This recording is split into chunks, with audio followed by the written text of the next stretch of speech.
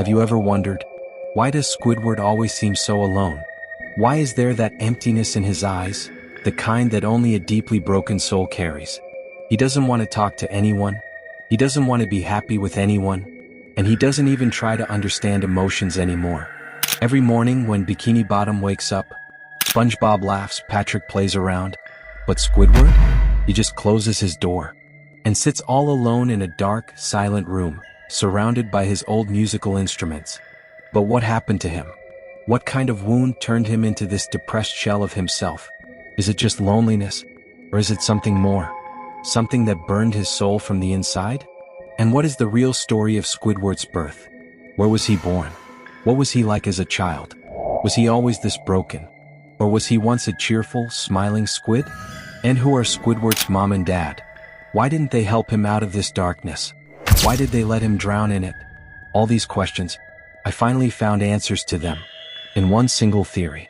A theory that reveals everything about Squidward's life, his pain, and the reason behind his depression. And today in this video, I'm going to explain that very theory. A theory that begins with his birth, follows him to Bikini Bottom, and uncovers the one tragic incident that changed his life forever. Not just that, you'll also find out, was Squidward ever truly happy? Did he have dreams? And if he did, how did they all come crashing down? So let's dive into this theory, told like a story. But before we begin, if you're not already sitting with popcorn, go grab some and turn off the lights in your room, because this story is going to be painful and deeply disturbing.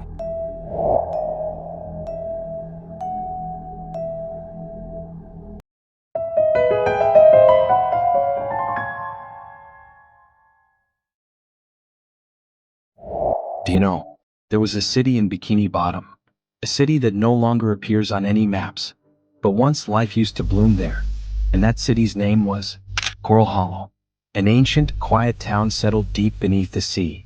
It was there that a child was born, and his name was Squidward Tentacles. His mother was an artist, obsessed with painting and classical underwater music, and that's why Squidward also grew fond of such things.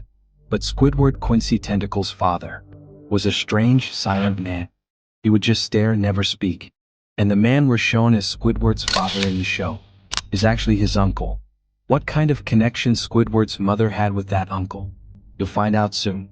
Squidward's childhood in the beginning was full of love and warmth. But slowly, everything started to change. Because as Squidward began to grow just a little older, a strange illness began to spread in Coral Hollow. This wasn't any kind of virus. It was called sound sickness, a psychological condition that made people go insane due to the voices inside their own heads. And these sounds could only be heard by squids, because the frequency was too low for anyone else to perceive. And the most shocking part? The very first victim of this disease was Squidward's father. He shut everything off, stopped speaking, stopped laughing, even stopped eating. He would just sit still, staring at the wall, as if he was seeing something no one else could. And then one day, Squidward saw his mother cry for the first time. She was speaking to Squidward's father, saying, "This city is no longer livable. I'll have to leave, even if it means leaving you behind, for Squiddy." Yes, she used to lovingly call Squidward Squiddy. And that same night, without telling anyone, Squidward and his mother left, leaving his father in that same condition. Just 2 bags and a clarinet in hand.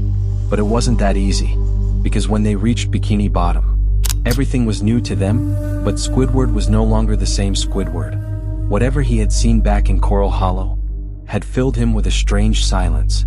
His mother had left his father behind in that condition without any hesitation. And when, a few days later, Squidward saw that other squids were also coming to live in Bikini Bottom, he thought maybe his father would come too. But he came to know that his father was no more. He had been buried in the same house, in the same room, where Squidward's mother had left him. And this shock hit Squidward straight in the heart. He blamed his mother and all the other squids who had left his father in that state. All day long, he would just remember his father and stay silent. But gradually, Squidward's silence became a habit, and he began to fall in love with music. He learned to play the clarinet and drowned himself in it completely. And yes, some even believe that the tunes Squidward plays either hold the screams of Coral Hollow, Or perhaps, the lost voice of his father. And over time, Squidward became very good at playing the clarinet.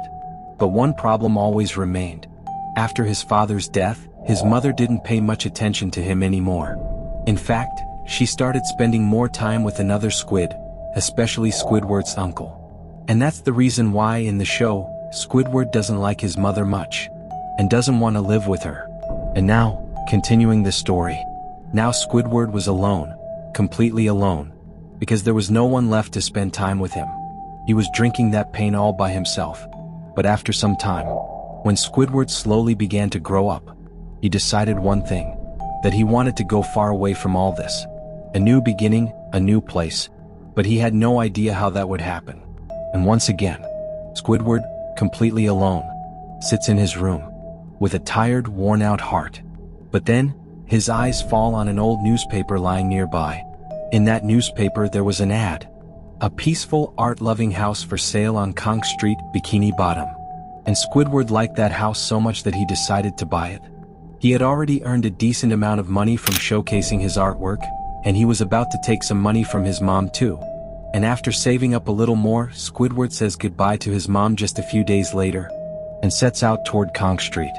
Through a quiet, undersea path, he reached the place where the strangest and most mysterious phase of his life was about to begin.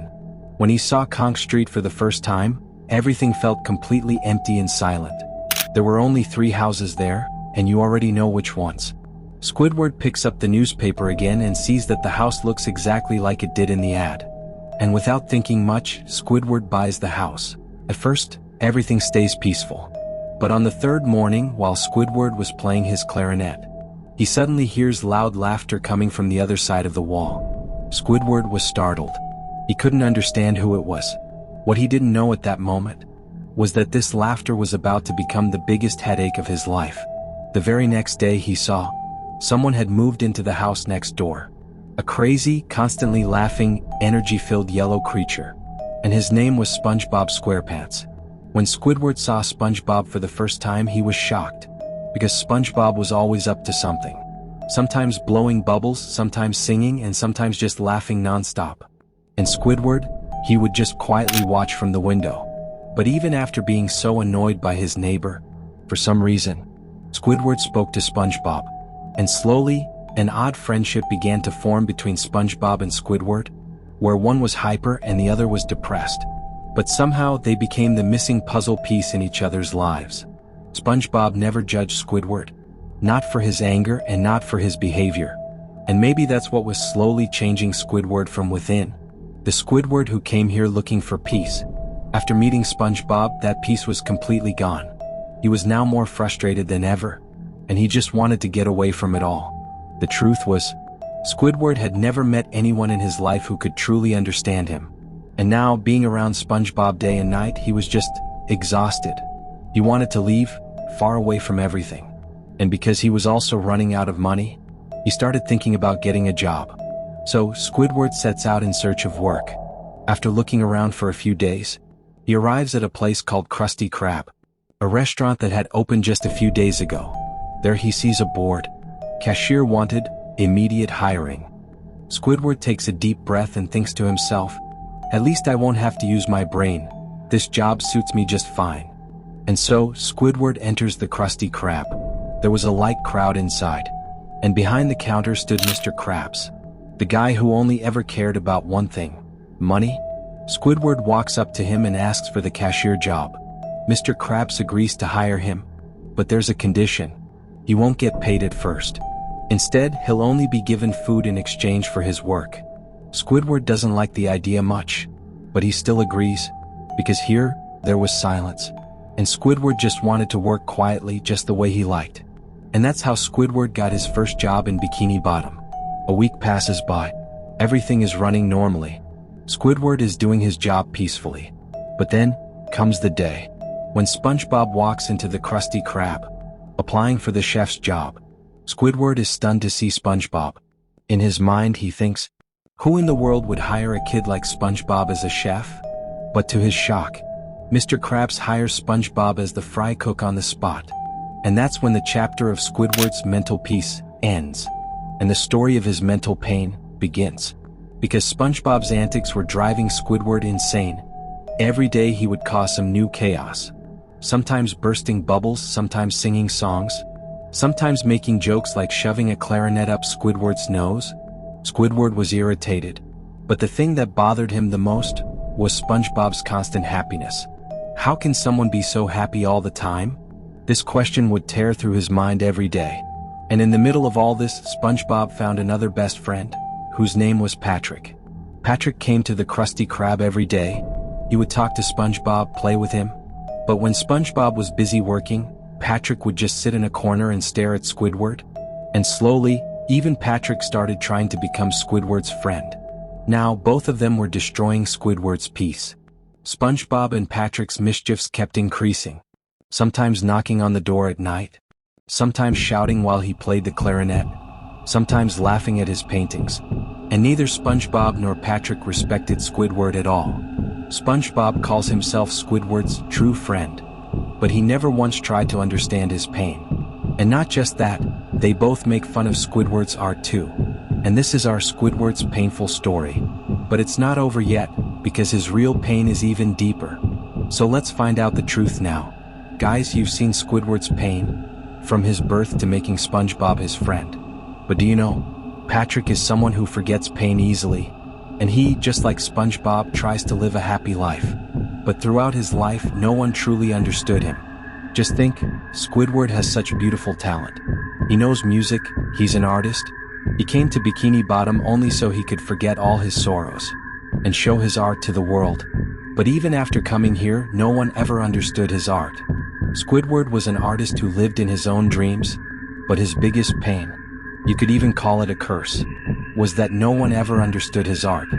He poured his heart into his paintings, played music on his clarinet, carved beautiful sculptures, but every time people just laughed at him. Even SpongeBob and Patrick, the ones who call him their best friend, they too make fun of him. SpongeBob's childish happiness, Patrick's foolish innocence, it all hurts him deeply.